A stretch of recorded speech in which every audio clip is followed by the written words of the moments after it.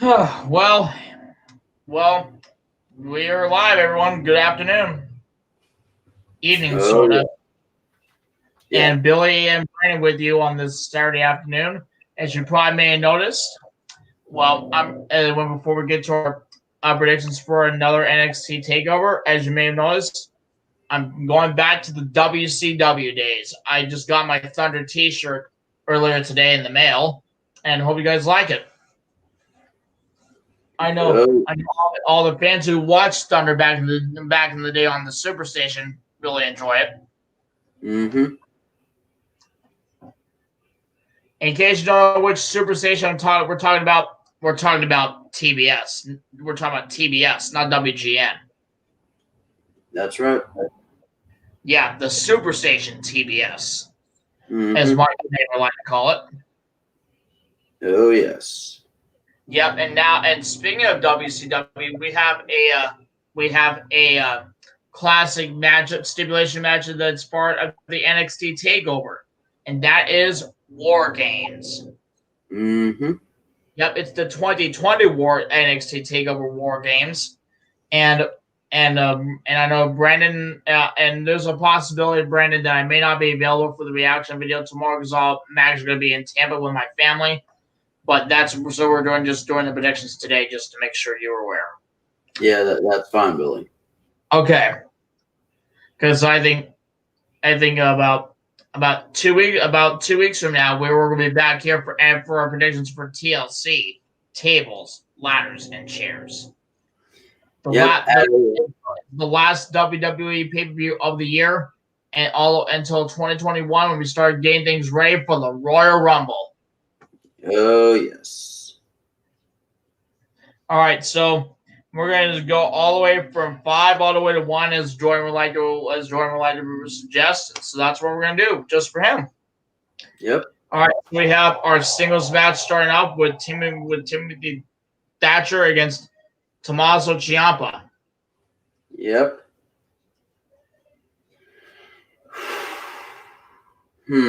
Well, I mean, I've seen both Champa and Thatcher going at it, though. I mean, they had the little run-ins and all that, but I think with that, it's gonna be very interesting. I will have to say it. I have to go with. Although Thatcher has his little submission moves and all that other stuff, a submission specialist, but I think I got to go with Champa. Yep, Ciampa for the dub. And also, guys, I would like to take the time to remind you that we'll talk more about the sponsors in just a little bit. But and also, before we get to the next match, I would like to take the time to let you know that we're dedicating this prediction video to Pat Patterson, the very first Intercontinental Champion in the history of World Wrestling Entertainment, who passed away early this week at the age of 79. Yes. And they had a very special tribute show last night on SmackDown. If you guys have not seen it, go check it out either on demand or on the Fox Sports app. Mm-hmm. There will be a special encore presentation of it later this weekend on FS1 if you guys want to check it out. All right, next up we have Dexter Lumis and Cameron Grimes in a strap match. Oh gosh, the last time they faced each other, it was the House of Horrors, more like the whore, not horror, the whore. If you catch my drift, mind you, there, folks. But still, but going to the strap match though, this is gonna get interesting in a way. So, if Grimes could win this, though, but in reality, it's not going to happen. So I have to go with Dexter Lumis for the win. Same, I think I would agree with you too. But when was actually the last strap match we had in WWE? Was that the 2004 Great American Bash? That's. Let me go ahead and search up. Won't take me that Yeah, long. I think the strap match we had in 2004, which was between I think it was JBL and Eddie Guerrero. Yeah, I think so. Yeah. Yeah, I was surprised. I was surprised to see Kurt Angle announce that JBL will win the WWE Championship by disqualification. Mm-hmm.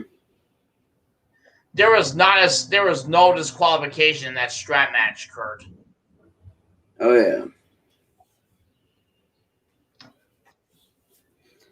Ugh.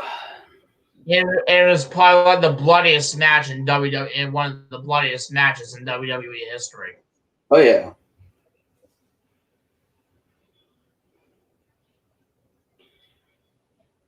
I think it was I think the one.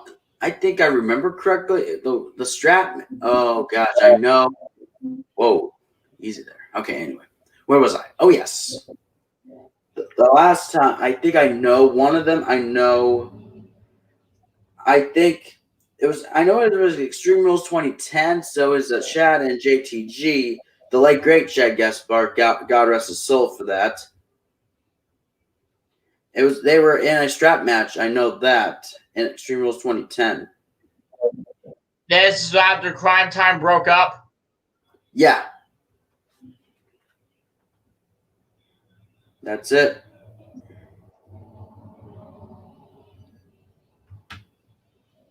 Yeah, but you are right. God rest Shad's soul. I know JTG is really disappointed about his passing. But you know what? Things do happen around the world, and that's what happens. Absolutely. All right, so we'll talk more about the strap. We'll talk more about the previous strap match in a little while. But right now we have Leon Ruff, Johnny Gargano, and Damian Price in a triple threat match for the NXT North American title. Actually, it's pronounced Priest. Price, you get the idea. Yeah.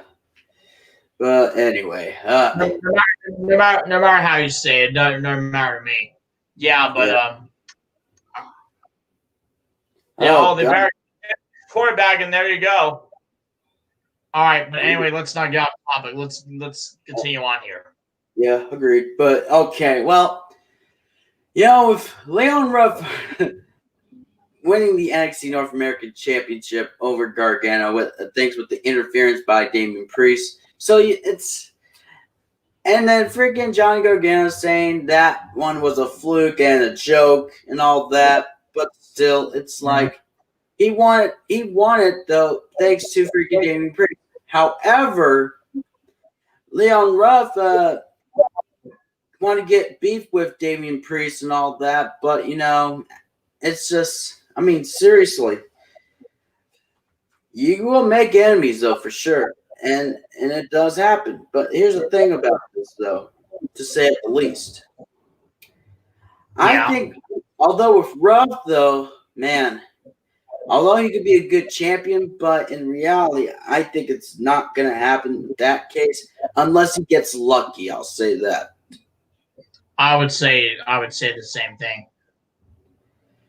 Either down between Priest or Gargano. Oh man, this is gonna get interesting between. Although Ruff, oh yes, I mean Gargano won last time over Priest when Priest remained the North American champion. However, lost it at Halloween Havoc, and Gargano became a passer against Garfield of Florida, number 10. Oh, you can tell Dan Mullen is pissed. But anyway, continue on, Brandon. Yes, agreed. Anyway, what was that? Oh yes, Gargano became the first ever two-time NXT North American champion, and gosh, it's gonna be tough to say. I have to go with Priest winning it, though. I got to go Damian Priest for the win. Yeah, I think I'm going to have to go with Gargano on this one. All right, that's fine. Either way, we're probably going to have a new North American champion. Oh yeah, absolutely.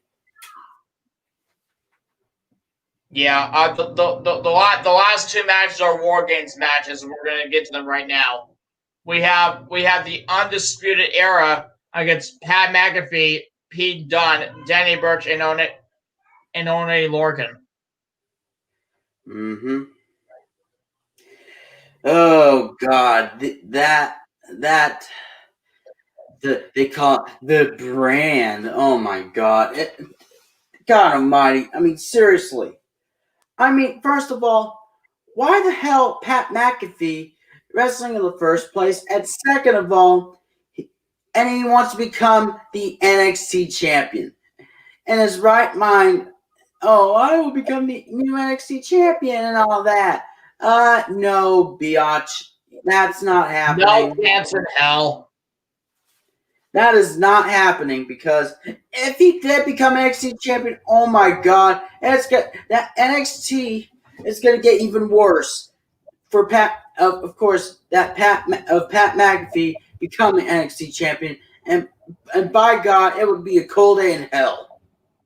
Yeah, I would say so. As far as the two of us, Undisputed Era for the dub. Yes, agreed. All right, I'm sure Jordan and Andrew would say the same damn thing. Oh yes. All right. Next up, our last match of the day, we have Team Shotzi against Team Candice. But let me give you the participants for those matches. For Team Shotzi, we have Shotzi Blackheart, Amber Moon, Ray Ripley, and Io Shirai. And Team Candice, we have Candice LeRae, Dakota Kai, Raquel Gonzalez, and Toni Storm. Oh boy, let's just say, oh, this is gonna get interesting in a way of making sense. So it's let's just say, I mean, I didn't expect Toni Storm backstabbing Ember Moon and all that. I did not expect. Yep. But anyway, continuing on though, I didn't expect. Anyway, what was I saying? Continue on. Okay, yes. Thank you. Yes, I remember Toni Storm turn her back on Ember Moon to join up with, of course, Candice LeRae. I call her Candy LeRae, but that's another story and another time with that nickname. But anyway. Yeah, as the voice of Winnie the Pooh says, that is an entirely different story for an entirely different time. Yeah.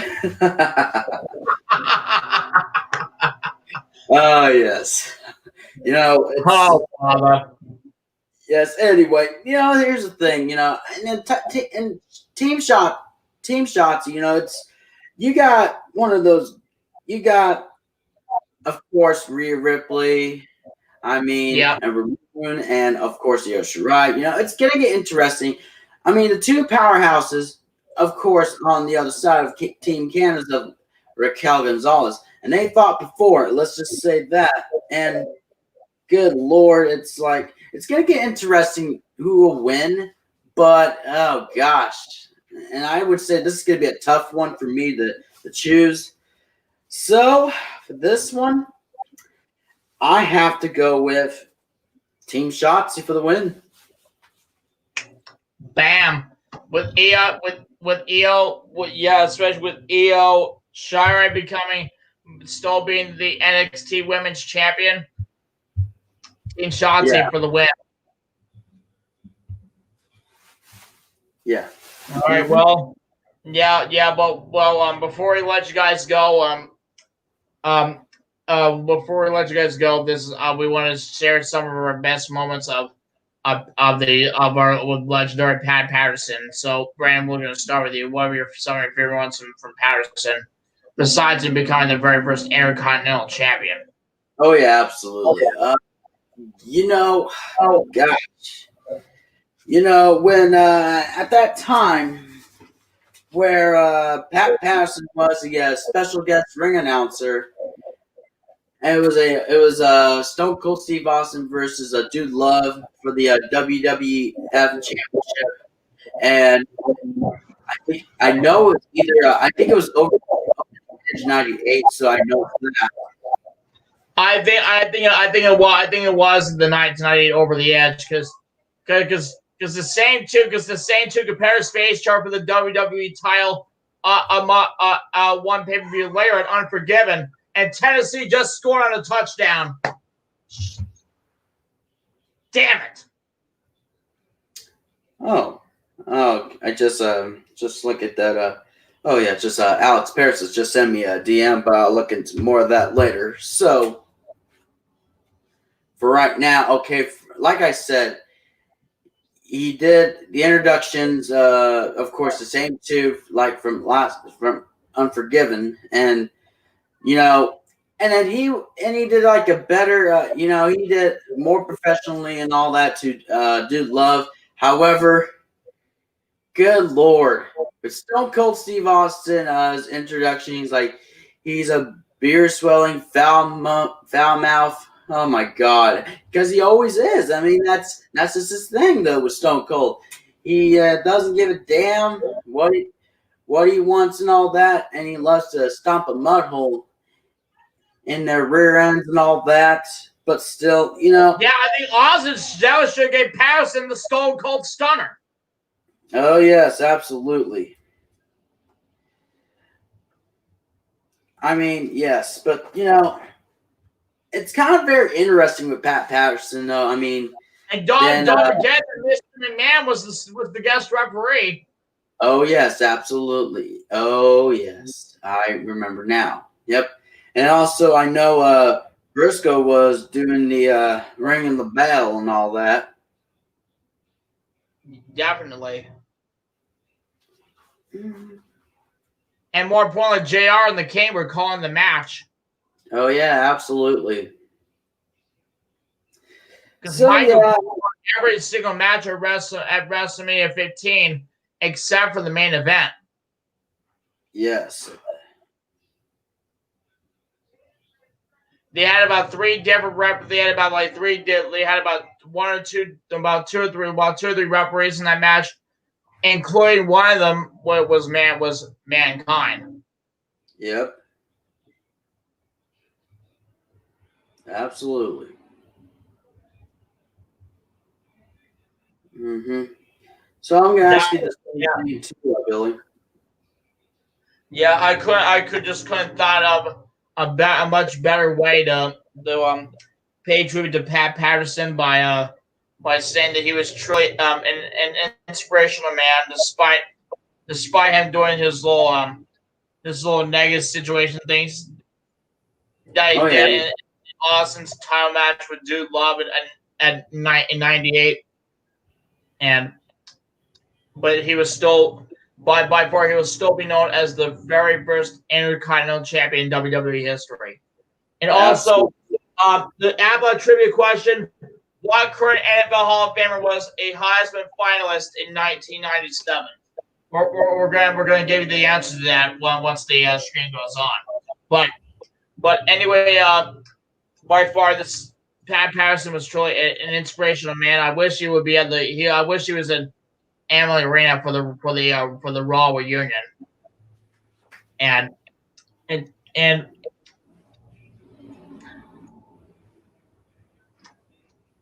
yeah, so I don't know what to say. Yeah. Did Jerry Briscoe being around with Mr. McMahon and Patterson? This is a truly sad loss for everyone in WWE, and more past and present. Oh yes, absolutely.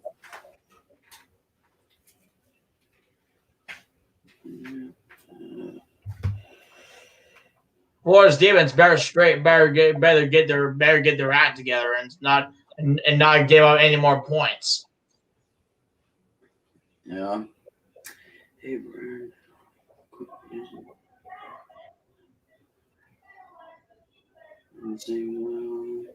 Exactly. If not, Texas is probably going to score more points than they've already have. There we go. Yep, sending Alex the message. Yeah, my roommate is talking to me backstage about what's going on with the game. Oh, okay, yeah. Yeah. Oh, come on, Trask, throw it! Oh, what is going on? Oh, pass interference! Bam! It's about damn time! You're welcome. Keep on ranting, everything. Yeah, it's not really a rant thing. It's not really a rant on someone, Brandon. It's just on the game. No. Alex Paris just DM me and all that. Ranting on what? That last Thursday's episode of Rank Me was a great episode to say. Yeah, and especially me talking about Pat Patterson's passing at the beginning of the show, which I really have to give you credit on the adding. Oh yeah, for sure. Yeah, he was truly an inspirational man. All right, Barry put something up, Trask. All right. So I know Pat Patterson was truly an inspirational guy, and I wish we had time for a moment of silence, but for Pat Patterson. But let me just say one thing: WWE just won't be the same without him. I can tell you that right now. Absolutely. But before we go out the air, I just want to give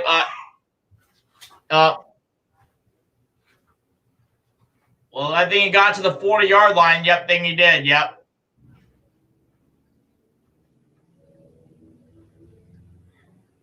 Yeah. By the way, the game is at Neyland Stadium on the borders of the Tennessee River in Knoxville. Mm-hmm. At the University of Tennessee, and the capacities were 100,000 fans. Oh yeah. One of the best venues by far one of the best venues in college football. Oh, here we go! Oh my God! Incomplete! What?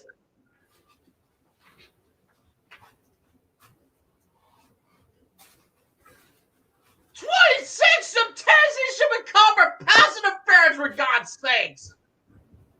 What the hell is that? That should have been a damn touchdown!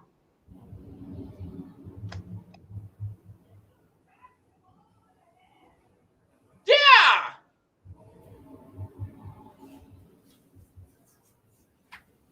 No, it's 2nd and 10.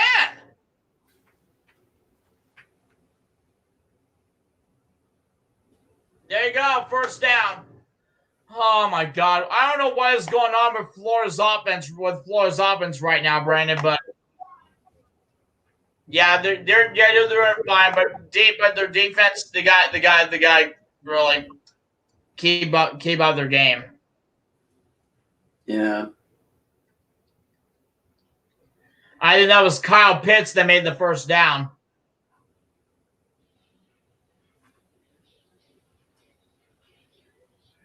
Oh, finally got inside the 5-yard line.